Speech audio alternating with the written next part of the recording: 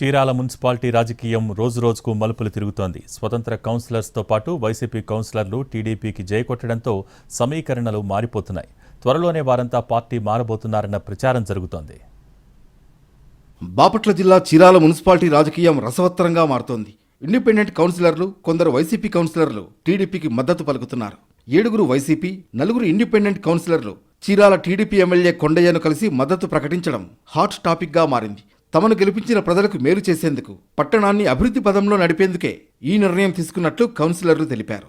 చీరాల మున్సిపాలిటీలో మొత్తం 33 వార్డులు ఉండగా 3వ వార్డులో మాత్రమే టీడీపీ అభ్యర్థి గెలిచారు.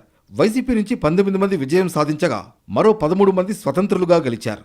ఆ తర్వాత మారిన పరిణామాలతో టీడీపీ కౌన్సిలర్తో పాటు 5 కౌన్సిలర్లు అధికార వైసీపీ తీర్థం పుచ్చుకున్నారు. తాజాగా మారిన సమీకరణాలతో తిరిగి ఒక్కొక్కరుగా టీడీపీ గూటికి చేరేందుకు సిద్ధమవుతున్నారు. ఇప్పటికే 11 మంది కౌన్సిలర్లు టీడీపీకి మద్దతు తెలిపారు.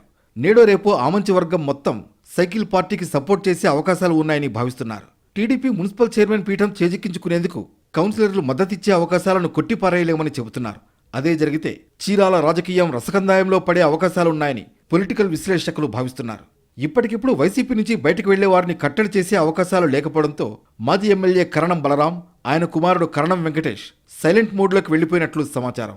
మరోవైపు ఆమంచి వర్గం టీడీపీకి మద్దతు ఇవ్వడానికి గ్రీన్ సిగ్నల్ ఇచ్చినట్లు ప్రచారం జరుగుతోంది. దీంతో త్వరలో చీరాల మున్సిపాలిటీలో మార్పులను చూడవచ్చన్న వార్తలు వినిపిస్తున్నాయి. మున్ముందు చీరాల రాజకీయం ఎటువైపు వెళుతుందో చూడాలి.